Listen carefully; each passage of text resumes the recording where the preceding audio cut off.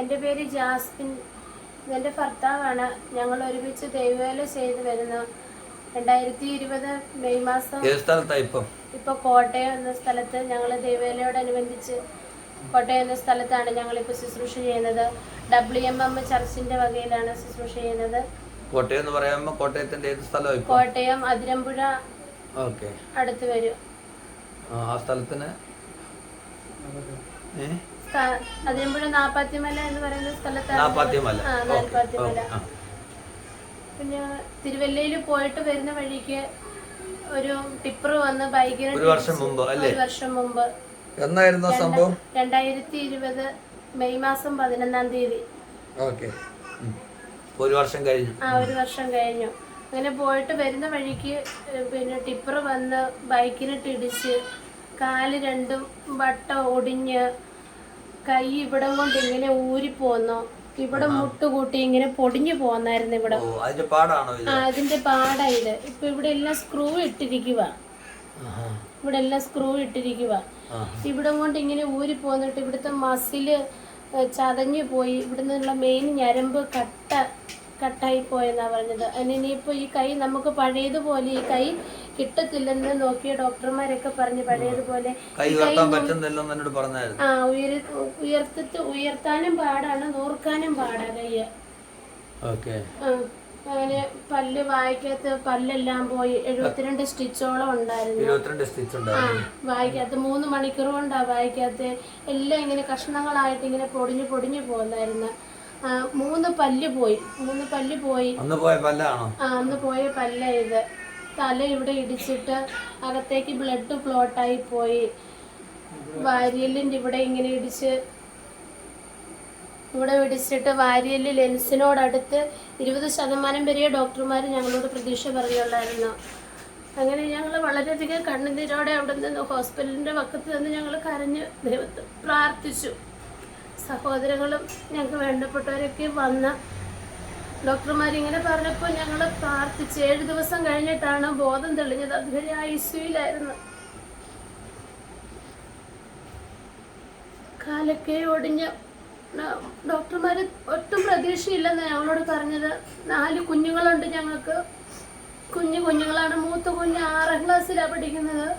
ഇളയ കുഞ്ഞ് LKGയിൽ. എന്ത് ചെയ്യണോ ഒന്നറിയാതെ വളരെയധികം ഹോസ്പിറ്റലിലൊക്കെ നിന്ന് ഭാരപ്പെട്ടു. വളരെയധികം ബുദ്ധിമുട്ടോടെ ഇടിച്ച് വണ്ടി ടിപ്പർ വന്ന് ബൈക്കിനിട്ട് ഇടിച്ചതിന് ശേഷം അവർ ടിപ്പറുകാർ ഇട്ടിട്ട് ഓടിപ്പോയി. പുറകെ വന്നൊരു വണ്ടിക്കാരാ ഹോസ്പിറ്റലിൽ കൊണ്ടാക്കിയത്. ടിപ്പർ കിട്ടിയില്ല. ഹോസ്പിറ്റലിൽ കൊണ്ടാക്കി കഴിഞ്ഞപ്പോഴത്തേക്കും ആളെ കാണാഞ്ഞിട്ട് ഞാൻ ഫോൺ വിളിച്ചപ്പോഴത്തേക്കും ഹോസ്പിറ്റലിലുള്ള ഫോൺ എടുത്തിട്ട് എന്നോട് പറഞ്ഞു, ജോയ്സിൻ്റെ ആരാന്ന് ചോദിച്ചു. ഞാൻ പറഞ്ഞു വൈഫാണ്. അപ്പോൾ ആരെങ്കിലും ജോയ്സിന് വേണ്ടപ്പെട്ടവർ ഇവിടെ ഒന്ന് വരണം, ജോയ്സിന് ഒരു പിക്കപ്പ് ഇടിച്ചെന്നാണ് എന്നോട് പറഞ്ഞത്.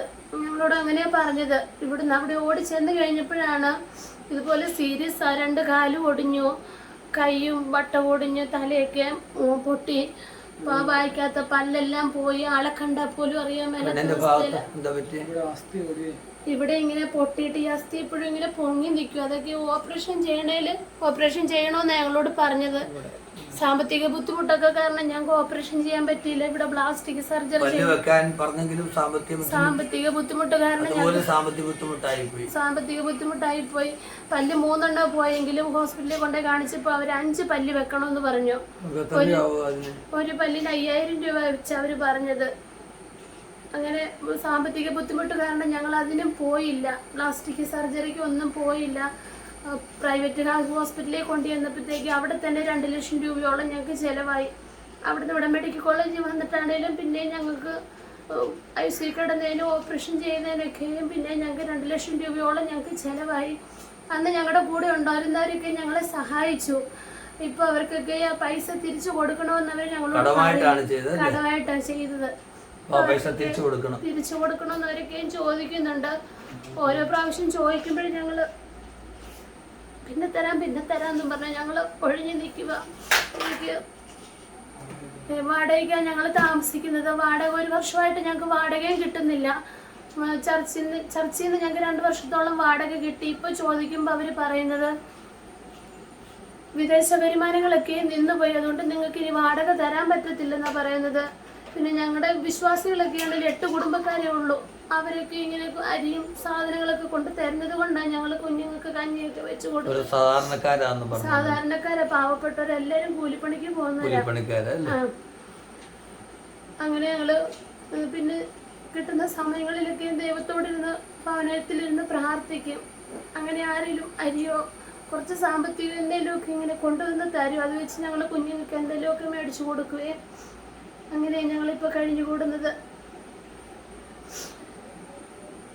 എന്നോട് പറഞ്ഞിട്ട് ഏകദേശം 8 മാസമായി, എനിക്ക് വരാൻ പറ്റിയില്ല.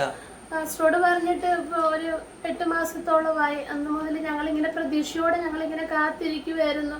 കഴിഞ്ഞ 2-3 ആഴ്ച വരെ ഞങ്ങളിങ്ങനെ പ്രാർത്ഥിക്കും, എൻ്റെ ദൈവമേ എങ്ങനെയെങ്കിലും പാസ്റ്റർ ഒന്ന് വന്നാൽ മതി എന്നോർത്ത് ഞങ്ങൾ പ്രാർത്ഥിക്കുമായിരുന്നു. ആ പ്രതീക്ഷയെ നഷ്ടപ്പെട്ടു. ഇപ്പം പ്രാർത്ഥിക്കാൻ അങ്ങനത്തെ ഒരവസ്ഥയിലായിപ്പോയി ഞങ്ങൾ. ഇന്ന് ഇവിടെ ഈ നെഞ്ചിന് TD കൊണ്ടതുകൊണ്ട് ഇവിടെ ഇങ്ങനെ വേദന വന്നിട്ട് ഇവിടെ ഇങ്ങനെ കല്ല് പോലെ ഇങ്ങനെ നീര് വന്ന് കിടക്കുന്നതുകൊണ്ട് ഹോസ്പിറ്റലിൽ കൊണ്ടുചെന്ന് കഴിഞ്ഞപ്പോഴത്തേക്ക് ഡോക്ടർ പറഞ്ഞ് 5 ദിവസം ഒരു ഗുളിക തന്നിട്ടുണ്ട്, അത് കഴിച്ചിട്ട് പിന്നെ ചെല്ലണമെന്നാണ് പറഞ്ഞ് വിട്ടത്. ഗുളികയ്ക്ക് 150 രൂപ പറഞ്ഞു. അതുപോലും മേടിക്കാനുള്ളൊരു നിവൃത്തി ഞങ്ങളുടെ കയ്യിലില്ലായിരുന്നു. അങ്ങനെയൊക്കെ ഒത്തിരി ഭാരപ്പെട്ടു.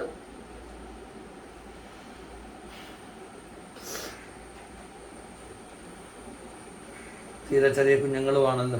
തീരെ ചെറിയ കുഞ്ഞുങ്ങളാ. മൂത്ത കുഞ്ഞിന് 11 വയസ്സേ ആയതേ ഉള്ളൂ. സ്വന്തം വീട് എവിടെയാ? സ്വന്തം വീട് ഞങ്ങള് കട്ടപ്പന തങ്കമണി എന്ന് പറയുന്ന സ്ഥലത്താണ് ഞങ്ങളുടെ വീട്. അവിടെ ഞങ്ങള് ദേവാലയോടനുബന്ധിച്ച് ഞങ്ങളിങ്ങനെ പോകുന്നു. ഒരു അച്ഛനും അമ്മയ്ക്കും ഒക്കെ ഈ ഒരു മോനേ ഉള്ളൂ. അവർക്കൊക്കെ വീടുണ്ടെന്ന് പറഞ്ഞാൽ പോലും ഞങ്ങള് അവിടെ നിന്നൊക്കെ ഞങ്ങൾ എല്ലാം ഇട്ടെറിഞ്ഞിട്ട് ദൈവവേല ചെയ്യുന്നതിന് അവർക്കൊക്കെ ഒരു ഇഷ്ടക്കേട് പോലെയാണ്. അതുകൊണ്ട് ഞങ്ങൾ ദൈവവേല ചെയ്യാൻ വേണ്ടി അവരെയൊക്കെ മാറ്റി നിർത്തിയിട്ട് ഞങ്ങളിങ്ങനെ പോകുന്നു. ഈ ആദിവാസി വിഭാഗത്തിൽപ്പെട്ടതാണോ? അല്ല, ഞങ്ങള് ആണോ? ഇല്ല, ആദിവാസി വിഭാഗത്തിൽ പെട്ടതല്ല. ഞങ്ങൾ അവിടെ പോയി ദൈവവേല ചെയ്തിട്ടുണ്ട്. ദൈവവേല ചെയ്തിട്ടുണ്ട്. എന്നോട് പരിചയപ്പെടുത്തിയ കർത്തദാസന് കുറച്ച് നാളുകൾക്ക് മുമ്പ് എന്നോട് പറഞ്ഞപ്പോഴേ അപ്പം അങ്ങനെ ഒരു വാക്ക് പറഞ്ഞായിരുന്നു. അപ്പൊ അത് അപ്പൊ ആദിവാസികളിലുള്ള പ്രവർത്തനമായിരുന്നു. അവിടെ വെച്ച് ഞങ്ങൾക്ക് വളരെ കഷ്ടതയും ബുദ്ധിമുട്ടും, ഞങ്ങൾക്ക് കുഞ്ഞുങ്ങളൊന്നും ഉണ്ടാകുന്നില്ലായിരുന്നു. അങ്ങനെ ഞങ്ങൾ അവിടുന്ന് തിരുവല്ല ദേശത്തേക്ക് വന്നു. അവിടെ 2 വർഷം വർക്ക് ചെയ്തതിന് ശേഷം കോട്ടയത്ത് ദേശത്തേക്കൊക്കെ വന്ന് ഇനിയിപ്പോൾ ഞങ്ങളിപ്പോൾ 3 വർഷമായിട്ട് കോട്ടയത്ത് തന്നെ WMM ചർച്ചിൽ കർത്താവിൻ്റെ വേല ചെയ്ത് വരുന്നു. ഇപ്പോൾ നിങ്ങൾക്ക് ഈ ഇപ്പം അത്യാവശ്യമായിട്ട് പ്ലാസ്റ്റിക് സർജറി ചെയ്യണം. ഞങ്ങൾക്ക് ഓപ്പറേഷൻ പ്ലാസ്റ്റിക് സർജറിയും ചെയ്യണം. വായിക്കാത്ത പല്ലും വെക്കണം. എല്ലാ ദിവസവും പല്ലിനൊക്കെ വേദനയാ. ഇവിടുന്ന് ഇങ്ങനെ താഴോട്ട് പോന്നായിരുന്നു മൊത്തം. ഇവിടുന്ന് ഇങ്ങനെ ഇളകി പോകുന്നത്, ഇവിടുന്ന് ഇങ്ങനെ ഇത്രയും ഭാഗം ഇങ്ങനെ ഇളകി പോകുന്നത്. 3 മണിക്കൂർ കൊണ്ട് ഇത്രയും ഭാഗം തന്നെ അവര് ഒന്ന് സ്റ്റിച്ച് ചെയ്ത് ക്ലീൻ ചെയ്തെടുത്തത് ഡോക്ടർമാരൊക്കെ. അപകടമുണ്ടായ പ്രൈവറ്റ് ആശുപത്രി ഏത് ഹോസ്പിറ്റലായിരുന്നു? ബിലിവേഴ്സിലായിരുന്നു. അവിടുന്ന് നിങ്ങൾ പെട്ടെന്ന് സാമ്പത്തികം ഇല്ലാത്തതുകൊണ്ട് അവിടുന്ന് പെട്ടെന്ന് നമുക്കിങ്ങനെ ബില്ല് അവിടെ കിടക്കും തോറും ഞങ്ങൾക്ക് താങ്ങാൻ വയ്യാത്ത ബില്ല് ഇങ്ങനെ വന്നുകൊണ്ടിരിക്കുമായിരുന്നു. മണിക്കൂറിന് അവർ പൈസ ചോദിക്കുന്നത്. അപ്പം ഞങ്ങൾക്ക് അത്രയും പൈസ അപ്പോൾ ഒക്കാഞ്ഞിട്ട് പോലും അവർക്ക് ഞങ്ങൾക്ക് ആളെ തന്നില്ലായിരുന്നു. ഈ പൈസ കൊടുക്കാതെ ഞങ്ങൾക്ക് ആളെ തരത്തില്ലെന്നും പറഞ്ഞ് അവർ നിന്നത്. പിന്നെ പെട്ടെന്ന് എല്ലാവരോടും ഒക്കെ ചോദിച്ച് കടമൊക്കെ മേടിച്ച് അവിടെ നാളെ ഇവിടെ മെഡിക്കൽ കോളേജിൽ കൊണ്ടുവന്നത്. മെഡിക്കൽ കോളേജിൽ വന്നിട്ട് 7 ദിവസം ICUലായിരുന്നു. നമ്മളും ഇതുപോലെ പെട്ടെന്ന് ആശുപത്രിയിൽ വരുമ്പം പൈസ അത് നമുക്ക് ഒട്ടും താമസം ഉണ്ടാവില്ല. ആശുപത്രിയിൽ പെട്ടെന്ന് ഒരാളെ എത്തിച്ചു, അവിടെ പൈസ ഇല്ലെന്ന് പറഞ്ഞാൽ അന്നേരം വിളിച്ചാൽ ഞാൻ എത്ര ഇതാണെങ്കിലും അവിടെ എത്തും സാറിന്. പക്ഷെ അത് നമുക്ക് അറിയാൻ പറ്റിയില്ല. അന്ന് അറിഞ്ഞിരുന്നെങ്കിൽ ഇത്രയും പ്രശ്നങ്ങൾ നിങ്ങൾക്ക് വരാൻ സാധ്യതയില്ലായിരുന്നു. അനേക ദൈവമക്കള് സഹായിക്കുമായിരുന്നു.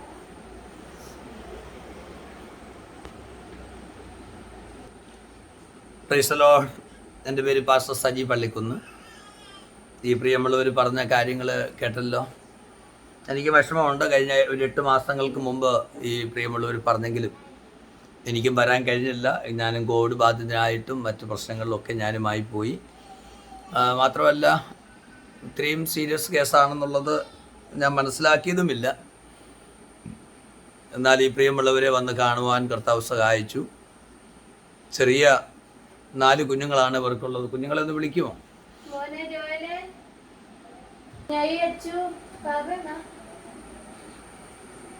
ഓക്കെ. മറ്റവരെന്തിയേ? ഇയാളാണോ മൂത്തേ? ഓക്കെ. ഒരാളെന്തിനി? അച്ചുവേ,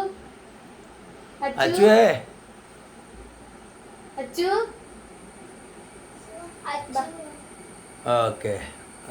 ഈ 4 കുഞ്ഞുങ്ങളാണ് ഈ പ്രിയമുള്ളവർക്കുള്ളത്. കുഞ്ഞുങ്ങൾ ഞാൻ കൊണ്ടാകത്തില്ലായിരുന്നു 4 വർഷം. നീ കുഞ്ഞുങ്ങൾ പോക്ക്, കുഞ്ഞാവന്മാരും പോക്ക്. ഓക്കെ. കല്യാണം കഴിഞ്ഞ് 4 വർഷം കഴിഞ്ഞിട്ടാണ് കുഞ്ഞുങ്ങൾ ഉണ്ടായത്. ആദ്യം ഒരു കുഞ്ഞുണ്ടായത് 6 മാസമായപ്പോൾ അബോർഷനായിപ്പോയപ്പോൾ ഡോക്ടർമാർ നിന്ന് സ്കാൻ ചെയ്ത് നോക്കിയിട്ട് പറഞ്ഞു എൻ്റെ ഉദരത്തിൽ ഇനി കുഞ്ഞുങ്ങൾ ഉണ്ടാകത്തില്ല. ഉണ്ടായാൽ തന്നെ ഈ കുഞ്ഞിനോടൊപ്പം തന്നെ യൂട്രസിനകത്ത് ഒരു മുഴ വളർന്നു വന്നിട്ട് 6-7 മാസമൊക്കെ ആകുമ്പോൾ കുഞ്ഞുങ്ങൾ അബോർഷനായി പോവുകയുള്ളൂ, ജീവിതകാലത്ത് ഒരു കുഞ്ഞുണ്ടാകത്തില്ലെന്ന് പറഞ്ഞു. പിന്നെ ഞങ്ങൾ ദൈവത്തോട് ഉപസിച്ച് പ്രാർത്ഥിച്ച് 4 പേരെ ദൈവം തന്നു. മൂത്ത കുഞ്ഞിന് 11 വയസ്സായി. നിങ്ങൾക്ക് ഏത് ബാങ്കിൽ അക്കൗണ്ട് ഉള്ളത്? Federal bank. ഏത് ശാഖയല്ല? അതിരമ്പുഴ ശാഖയാണ്. ഓക്കെ. ആരുടെ പേരില്ല അക്കൗണ്ട് ഉള്ളത്? അങ്ങനെ ഫുൾ പേരെങ്ങനെ വരുന്നത്? അക്കൗണ്ട് നമ്പറിലുള്ള പേരെങ്ങനെ വരുന്നത്? പാസ്ബുക്കിൽ എങ്ങനെ പേര്? Joyson V K. പ്രിയമുള്ളവരെ, ഈ പ്രിയമുള്ളവരെ സഹായിക്കണം. കർത്താവിൻ്റെ വേലയിൽ എത്ര വർഷമായി കർത്താവിൻ്റെ വേലയിൽ ഇറങ്ങിയിട്ട്? 15 വർഷമായി കർത്താവിൻ്റെ വേലയിൽ ഇറങ്ങിയിട്ട്. 15 വർഷമായി കർത്താവിൻ്റെ വേലയിൽ ഇറങ്ങിയിട്ട് ഇപ്പോൾ 1 വർഷത്തോളമായി കണ്ണുനീരിലും ദുഃഖത്തിലുമാണ് ഈ കുഞ്ഞുങ്ങളായിരിക്കുന്നത്. ഈ പ്രിയമുള്ളവരെ നമുക്ക് സഹായിക്കണം. ഇവരുടെ അക്കൗണ്ടിലേക്ക് മാത്രം പൈസ ഇടുക, വേറെ ഇവരുടെ അക്കൗണ്ടിലേക്ക് മാത്രം. മറ്റ് പേരുകളിലോ, അവിടെ പേര് അവിടെ പറഞ്ഞല്ലോ, ഫെഡറൽ ബാങ്കിലാണ് അക്കൗണ്ട് ഉള്ളത്. അതിരമ്പുഴ ശാഖയാണ്, ബ്രാഞ്ചാണ്. പേര് ജോയ്സൺ ബി കെ. ഈ പേരിൽ ആണ് പൈസ അയച്ചു കൊടുക്കേണ്ടത്. നമ്മൾ ഈ ചെയ്യുന്ന ഈ പ്രവർത്തനത്തിൻ്റെ ഏറ്റവും വലിയ കാര്യം, ഇതിനൊരു ഇടനിലക്കാരില്ല. അവരുടെ അക്കൗണ്ടിൽ തന്നെ പൈസ വരികയും അവർക്ക് അത്യാവശ്യത്തിന് ആ പൈസ ചെലവഴിക്കുകയും ചെയ്യാം. അപ്പോൾ തന്നെ ഈ സാമ്പത്തിക കാര്യങ്ങളെല്ലാം ഫോളോ അപ്പ് ഉണ്ടായിരിക്കും. കാരണം നമുക്ക് ഈ പൈസകളൊക്കെ അയച്ചു തരുന്നവർ അവരുടെ വിയർപ്പിൻ്റെ വിലയാണ്, അവരുടെ അധ്വാനത്തിൻ്റെ വിലയാണ്.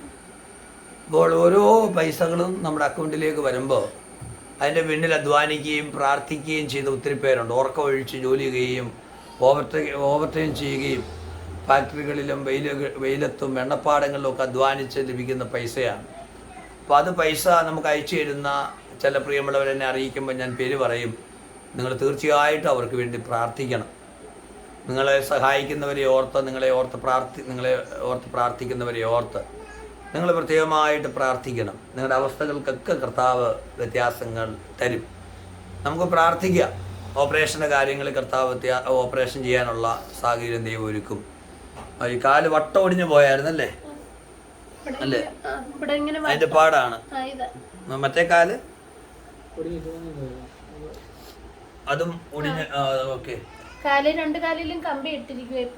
ഇപ്പോഴും കമ്പി ഇട്ടിരിക്കുകയാണല്ലേ? കൈക്ക് ഇവിടെ ഈ ഭാഗത്തും കമ്പി ഇട്ടിരിക്കുക. ഓക്കെ. സ്ക്രൂ. അപ്പോൾ വലിയ ഓപ്പറേഷനിലൂടെയാണ്, വലിയ ഒത്തിരി പ്രയാസത്തിലൂടെയാണല്ലോ പോയത്. ഇവിടത്തെ ഞരമ്പ്, ചെറിയ ചെറിയ ഞരമ്പുകളൊക്കെ തലയ്ക്ക് ഇവിടെ ഈ പാടന്നുണ്ടായ അപകടമാണ് അല്ലേ? ഓക്കെ. ഓക്കെ. പ്രിയമുള്ളവരെ, ഈ കാര്യങ്ങളെക്കുറിച്ച് നിങ്ങൾക്ക് വിശദമായിട്ട് അറിയേണ്ടതിനായി 97 459 20074 എന്നീ നമ്പറിലോ 93 888 99 893 എന്നീ നമ്പറിലോ നിങ്ങൾക്ക് വിളിച്ച് അന്വേഷിക്കാവുന്നതാണ്. ഈ ചെറിയവരിൽ ചെയ്യുന്നതൊക്കെയും നമ്മുടെ കർത്താവിനാണ് നമ്മൾ ചെയ്യുന്നത്. നമ്മുടെ ഉള്ളിൽ മറ്റുള്ളവരെ കാണുമ്പോൾ, മറ്റുള്ളവരുടെ വേദന കാണുമ്പോൾ നമ്മുടെ ഉള്ളിൽ ഒരു ദുഃഖമുണ്ടാകാറുണ്ട്, ഒരു വിഷമം ഉണ്ടാകാറുണ്ട്, ഒരു ഭാരം ഉണ്ടാകാറുണ്ട്. അവരുടെ സ്ഥാനത്ത് നമ്മളായിരുന്നെങ്കിൽ, നമ്മുടെ നമ്മളായി പോയെങ്കിൽ നമ്മൾ അവരുടെ അതേ സാഹചര്യങ്ങളിലൂടെ നമ്മൾ കടന്നു പോകുന്നെങ്കിൽ, പ്രിയമുള്ളവർ, വലിയ സ്ഥിതിയാണ് നമ്മൾ നേരിടേണ്ടി വരിക. കർത്താവ് നമ്മളെ ഇത്രത്തോളം സഹായിച്ചു. ഈ പ്രിയമുള്ള കുടുംബത്തെ സഹായിക്കുവാൻ ഞാൻ അഭ്യർത്ഥിക്കുകയാണ്. ഞാൻ ഒരിക്കൽ കൂടെ നമുക്ക് ഈ കുടുംബത്തെ ഓർത്ത് പ്രാർത്ഥിക്കാം. ഇത് മാക്സിമം ഷെയർ ചെയ്ത് സഹായിക്കാൻ കഴിയുന്ന ആളുകളിലേക്ക് നമുക്ക് എത്തിക്കാം. Price the Lord. എനിക്കും ഒത്തിരി പ്രയാസമുണ്ട് വരാൻ കഴിയാഞ്ഞതിൽ. ഓരോ ആഴ്ചകളിലും ഒരുപാട് അപേക്ഷകളാണ് വന്ന് കിടക്കുന്നത്. നമുക്കെല്ലാവരെയും പെട്ടെന്ന് പോയി സഹായിക്കാൻ നമുക്ക് കഴിയുന്നില്ല. എന്നാൽ അതിനകത്ത് ഏറ്റവും സീരിയസ് എന്ന് തോന്നുന്ന വിഷയത്തിലാണ് നമ്മൾ പോയി ഹെൽപ്പ് ചെയ്യുന്നത്. മനഃപൂർവ്വമായി വരാതിരുന്നതല്ല. ഇങ്ങനെ ഒത്തിരി കേസുകൾ ഇങ്ങനെ കിടക്കുകയാണ്. കോവിഡ് കാലത്ത് പോലും നമ്മുടെ പ്രവർത്തനങ്ങൾ, പണ്ടത്തെ കോവിഡ് സമയത്ത് പോലും നമ്മുടെ പ്രവർത്തനങ്ങൾ നിന്നിട്ടില്ല. എന്നാൽ ഇതിനെ സഹായിക്കുന്ന ആളുകൾക്ക്, സഹായിക്കുന്ന പ്രിയമുള്ളവർക്ക്, അവർക്ക് ഒത്തിരി ആളുകളെ വേറെ ഒത്തിരി പേരെ സഹായിക്കേണ്ടതുണ്ട്. അവരുടെ ബന്ധുക്കളിൽ സാമ്പത്തിക ബുദ്ധിമുട്ട് അനുഭവിക്കുന്നവരുണ്ട്, നാട്ടിലെ മാതൃസഭയിൽ സാമ്പത്തിക ബുദ്ധിമുട്ട് അനുഭവിക്കുന്നവരുണ്ട്. അങ്ങനെ ഒത്തിരി പേരെ അവർക്ക് സഹായിക്കേണ്ടതുണ്ട്.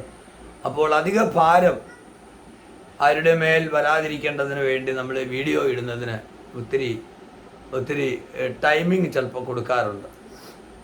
അടുപ്പിച്ച് വീഡിയോ ഇടുമ്പം എപ്പോഴും സഹായിക്കാൻ ആളുകളുടെ കയ്യിൽ എപ്പോഴും എന്തില്ല, പൈസ ഉണ്ടാകാറില്ല. അതുകൊണ്ടാണ് വന്ന ഒരു താമസം. ഇപ്പോൾ തന്നെ തുടർച്ചയായിട്ട് ഈ പ്രോഗ്രാമുകൾ ഇങ്ങനെ നടന്നുകൊണ്ടിരിക്കുകയാണ്. കർത്താവിൻ്റെ സമയം ഇപ്പോഴാണ് ആയതെന്ന് വിചാരിക്കാം. നമുക്ക് പ്രാർത്ഥിക്കാം. ഒടുവിൽ ആയിട്ട് എന്തെങ്കിലും പറയാനുണ്ടോ? എന്തെങ്കിലും കാര്യങ്ങൾ പറയാനുണ്ടോ? എല്ലാവരും ഞങ്ങളെ സഹായിക്കണം. ഞങ്ങൾക്ക് യാതൊരു നിവൃത്തിയില്ല മുന്നോട്ട് ജീവിക്കാനായിട്ട്. കുഞ്ഞുങ്ങൾക്കാണേലും അവർക്കൊക്കെ ആണെങ്കിലും എന്തെങ്കിലും ഒന്ന് പറഞ്ഞാൽ തന്നെ മേടിച്ചു കൊടുക്കാൻ ഞങ്ങൾക്ക് യാതൊരു നിവൃത്തിയില്ല. എല്ലാവരും ഞങ്ങളെ സഹായിക്കണം, ഞങ്ങളെ ഓർത്ത് പ്രാർത്ഥിക്കണം.